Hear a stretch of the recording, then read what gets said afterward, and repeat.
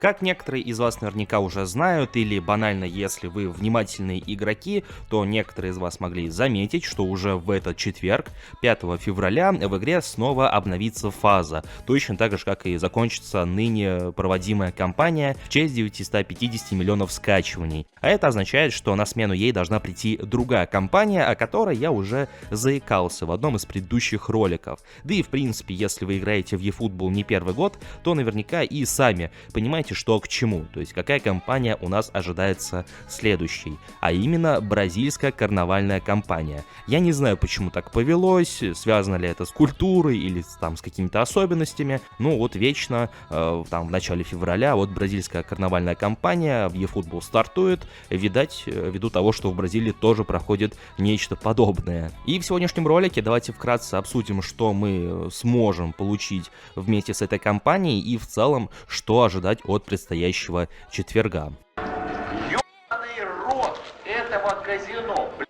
А на PlayRock с нулевой комиссией на пополнение Steam злиться не придется. К слову, PlayRock — это топовый маркетплейс, где ты найдешь сотни игр, донат, ключи, предметы и все это по самым выгодным ценам. Удобные способы оплаты, быстрая выдача и круглосуточная поддержка по любым вопросам. Метовые паки в eFootball продолжают появляться, и чтобы быть готовым к очередному эпику или бигтайму, можно закупиться монетами по выгодным ценам, так еще и со скидкой. Выбираем любой понравившийся нам вариант, оплачиваем его удобным способом по карте или СБП, и товар спустя минуту уже у нас. PlayRock, здесь есть все, что нужно геймеру. 1000 товаров по низким ценам и пополнение Steam без комиссии по моему промокоду. Ссылка в описании.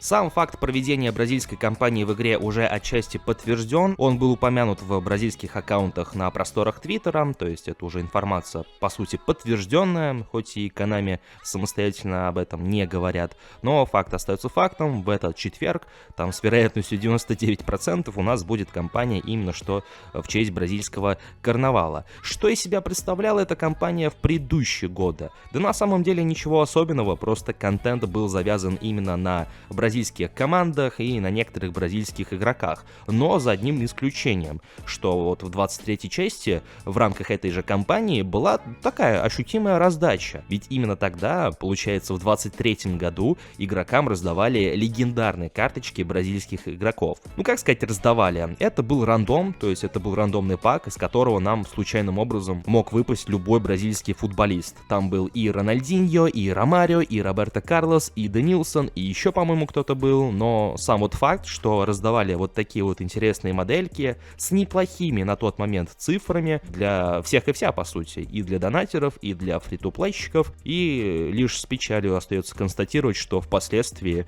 подобных раздач на бразильскую компанию мы больше не получали. Но если кто-то хочет обзавестись Денилсоном, его всегда можно приобрести за 900 золотых монет. Но бразильская компания — это не единственное, что может привлечь наше внимание в этот четверг, потому что, как я и упомянул в начале, у нас обновляется фаза, а вместе с ней и появляется новый контент. Конечно же, в виде тех же самых паков. Кто-то удивлен? Я думаю, нет. Во всяком случае, срок действия некоторых паков уже подходит к своему завершению. Это, по-моему, и пак с молодыми игроками, тот же самый хайлайтовский пак, и игроки за номинальные контракты. И вот, в общем-то, обновление этих наборов и стоит ожидать. Но, опять же, с небольшой особенностью, потому что еще где-то в начале декабря, по-моему, вместе вот с тем голосованием, когда мы выбирали шоутаймовскую тройку на новогодние праздники, Konami вроде как принимали идеи для будущих паков за номинальные контракты. То есть рассматривали предложения от игроков по части именно тематики паков,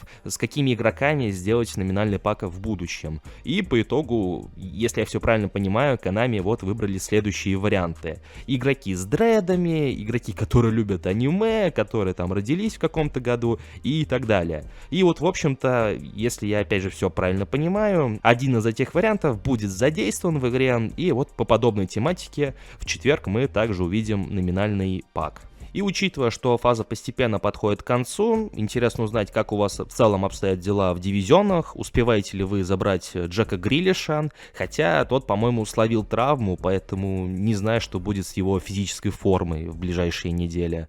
Но, во всяком случае, пишите, насколько вы близки или, например, далеки от карточки Джека Грилиша за дивизионы.